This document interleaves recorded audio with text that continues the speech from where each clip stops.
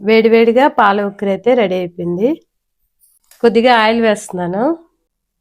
ఆవాలు, జీలకర్ర, మినపప్పు, పచ్చెనపప్పు చిటపటలాడాక కట్ చేసిన ఉల్లిపాయలు వేసుకుందాం.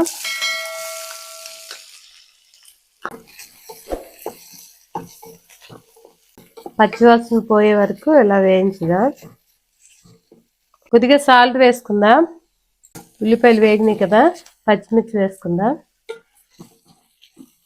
కరివేపాకు కూడా వేసుకుందాం.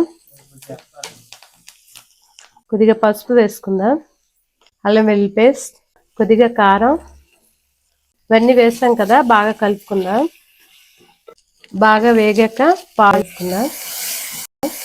పొంగు వచ్చినాయి కదా, బాగా కలుపుదాం. ఈ రెసిపీ మా ఇంట్లో చాలాసార్లు ట్రై చేసాం. మా అబ్బాయికి అయితే ఇది చాలా ఇష్టం. నార్మల్ పాలు కన్నా ఫుల్ క్రీమ్ మిల్క్ అయితే చాలా టేస్ట్గా ఉంటుంది. ఇలా దగ్గర పడాక కొత్తిమీర వేసుకుని స్టవ్ ఆఫ్ చేసేద్దాం.